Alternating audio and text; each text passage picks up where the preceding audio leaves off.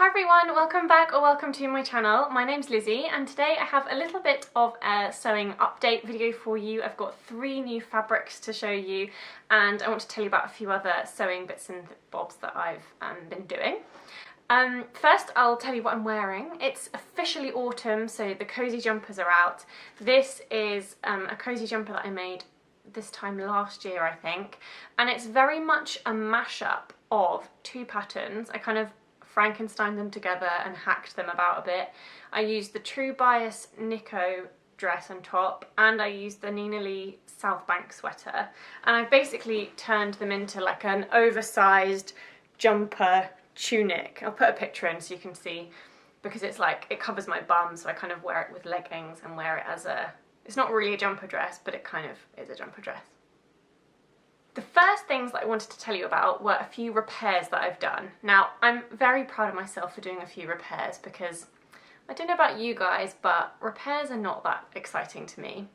I don't really know what I'm doing with repairs, and it's just not as exciting as making something new, but yeah, I feel a real sense of accomplishment for having ticked a couple of repairs off the list.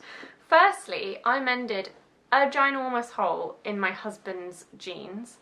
Now, he had let this hole get really big, and I don't have any scraps of denim, like I'd never sewn with denim, and I wasn't going to buy a scrap of denim, or like a piece of denim especially, because these are kind of his casual at-home jeans. They're not his smart, like nice, I'm going out the house jeans.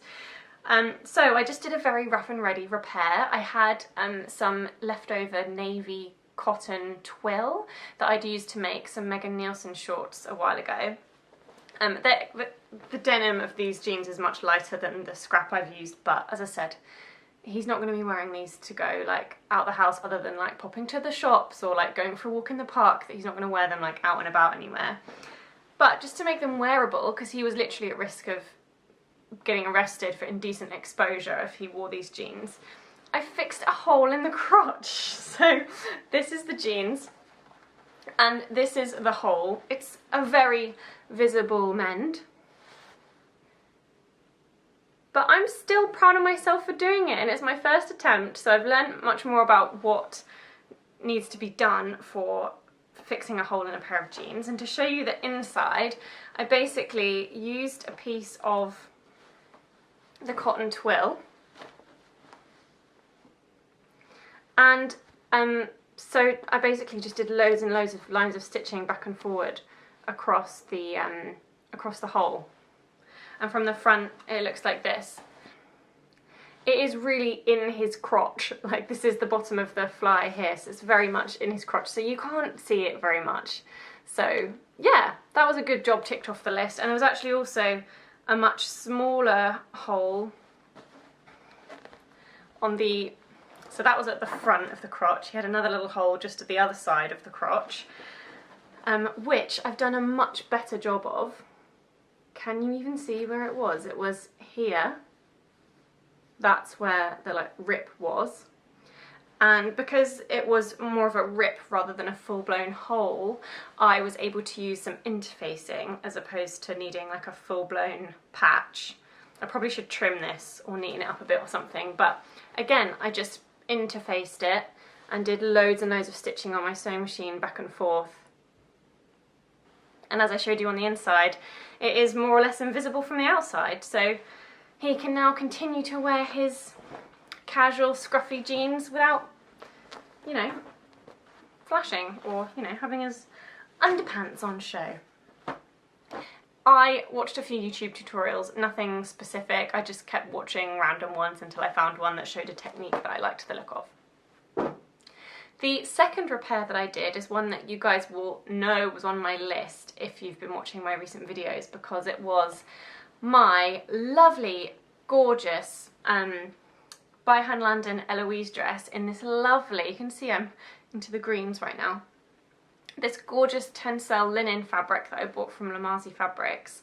But I did have an issue with it because it like frayed at the back. And what I've done is very imperfect. I kind of made this up as I went along. But what I've done, this was where there was a seriously large amount of like fraying. It was fraying from the seam into the fabric. And as you can see, I've sewn like a patch over it. So I've created a patch with the fabric. I just really needed to make sure that it was going to be really robust and really sturdy and not just pull and get even worse. So I've used a lot of interfacing. There's interfacing on the inside, so it looks like this on the inside. Probably very unprofessional. Some of you are probably thinking, oh my gosh, that's terrible, that's not how you should have done it. But it's worked, and I've worn it since, and it's held up so far, so that's good. And then I also had the same thing happening to a lesser extent at the like behind my arms here, and that I've stitched some interfacing in place. So yeah, definitely not the perfect way to do it, but it means I can now wear this dress without worrying that it's going to literally fall apart while I'm wearing it. The next thing that I wanted to tell you about was the trouser fitting class that I went to a few weeks ago at the Village Haberdashery with Charlotte Newland. For any of you who don't know Charlotte, she was the winner of season 4 of the Great British Sewing Bee, and you may also follow her on Instagram. She has really great stories, so you should follow her if you don't already. But she's the teacher for this class, and it was really good. You have to take with you a pattern, a trouser pattern obviously, and you basically make a toile of the pattern, and Charlotte helps you figure out which adjustments you need to make so that the pattern will fit you better, and then you make those alterations on your pattern pieces, make a second toile, and the second toile then fitted so much better. It was just one day, it was a full day at the Village Haberdashery, and yeah, I learned an awful lot. It was really, really useful. It's amazing how actually a few tiny tweaks can make a huge amount of difference. So I used the Lander pants, and I think I'll probably wait to tell you the full detail of the adjustments that I made when I actually make the Landers, which actually won't be for a little while because I'm trying to get through all the fabrics and stuff. Not get through them, that sounds like I'm not appreciating it. I've got a drawer full of fabric. I've managed to get to a point where my little stack of extra fabrics on a little stool in my living room now all fits in the drawer, so I'm back to one drawer, and I want to keep it that way. So I'm trying to get through some sewing before I buy more fabric, but hopefully within the next couple of months I'll have created some space, I can buy some trouser fabric and make my first pair of Landers. And after having been on this trouser fitting class, hopefully they will fit me really nicely, and I also feel like I'll be much more confident tackling making pattern adjustments for toiles for other pairs of trousers as well. So that was really good. A tip that Charlotte Newland gave to us on the class was to download the Closet Case Patterns Common Fitting Adjustments for Jeans and Pants PDF download, and it's brilliant. It goes through, I've got it on my phone now, and it goes through all the different potential issues you could have with trouser fitting. So if you need to shorten the crotch, lengthen the crotch, if you've got a round pubis, a flat pubis, a full tummy, a full seat, gaping back, blah blah blah, and it gives really clear drawings of, like, you're not going to be able to see that, of how you would adjust for those issues. So that is a really good free resource that you can download from Closet Core Patterns. I think you have to sign up to their mailing list first and then you can get access to it. Oh, and side note, obviously we're still in the midst of coronavirus pandemic, but I was impressed with how well things were set up at the Village Haberdashery. We wore face masks all through the day, and our workstations were like spread out. There were 6 of us. Lots of hand sanitizer everywhere, so it did feel really strange to be in a class again after all this time of us not being allowed to do very much at all, but it did feel safe and it did feel, you know, appropriate. It didn't feel like we were doing anything we shouldn't, and so I'm really glad I went. It was just lovely to have some human interaction and do something normal like go to a sewing class, so yeah, it was lovely. So now I'm going to show you a few fabrics. Now, disclaimer, I bought all of these ages ago, but I haven't done any, like, a big bulk fabric order from anywhere for ages. So these are kind of one-off random pieces that I've bought like over the last 3 or 4 months even, but I didn't kind of have, because I didn't buy several pieces at once, I didn't kind of think to put a haul video together for you, but I thought you might be interested to see. If any of them are still available, I will link them below, but I'm not sure. So the first one is this gorgeous fabric from Lamazi Fabrics. This is called their Flow Blue Viscose Linen Blend, and it's £14 a metre. I have 2 metres here. And it's 75% viscose, 25% linen, 132 centimetres wide. And as you can see, it's this lovely blue colour. Like, what a lovely, nice blue colour. And it's funny because here, I think my eyes are the same colour as this jumper. But then I hold this in front of me. They're not the same colour, but all of a sudden my eyes look blue. It's weird. I've got those weird eyes that are green. Greeny blue, bluey green eyes that look different depending on what you wear. But anyway, I really like this colour of blue. I don't have that much of like a lighter blue in my wardrobe. I've got one Freya top that's in a similar lighter blue colour to this, and it's just one of, you know, when you put on a colour and you just feel like it is just really good on you, like you feel like it makes your hair, your skin, your eyes like look nice. And if you get that feeling of, oh yes, I love wearing this colour, you should add more of it to your wardrobe. So that's what I'm doing. It's got a lot of drape because it's viscose, but also the 25% linen means that it's got this lovely linen-y texture to it, which is really nice. Now, I'm not really sure what to make with it. I got hold of this like a good couple of months ago when it was still very much summer. So I think in my head I was thinking I would make some sort of summer weight top. But obviously now it's autumn winter. I want to make sure that I make, even if I do still make a top, it needs to be a top that can be layered up, or I can wear over things, under things, etc. I've got 2 metres, and so I'm not sure I've quite got enough to make. I could make a dress. It's definitely enough to make a dress, but I'm very much inspired by all of these sort of midi maxi length dresses I'm seeing people wearing, sort of 70s style, now in like darker colours. Now it's autumn winter and, you know, worn with really lovely boots and big coat over the top.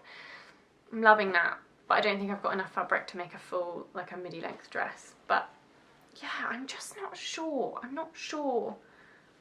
I mean, I could keep hold of it and sew something up in the spring, but I kind of am trying to get out of doing that. I kind of want to get things sewn up, and also I'm always generally trying to hope to make like things that can be worn in both seasons. I don't really have enough space, or enough, like I don't have enough clothes to have a winter wardrobe and a summer wardrobe. Everything largely gets worn like a lot of the year round generally. Obviously I wouldn't wear this in like the summer, but you know what I mean. Not sure. Any suggestions for like winter tops that you could wear in a viscose linen? Let me know. The next fabric that I purchased was one, you know, when you just see something, I'm not a spontaneous fabric buyer. I spend ages trawling websites, really thinking it through, really like umming and ahhing. I'm the kind of person that like does all the research, considers a purchase for ages before actually committing, but there are rare occasions where I will see a fabric and I'm like, I can't let that fabric go away. I have to buy that. And this is from Sister Mintaka, and she posted about it on her Instagram, and I instantly went over to her website and ordered it like straight away because I just loved it so much. So this, if it's still available, I'll link it below, but I feel like it probably isn't. But it's the Harpy Feathers Ochre Viscose Crepe from Sister Mintaka. It was £30 for 2 metres, so it was £15 a metre. 100% viscose, I believe, but I failed to take a note, sadly.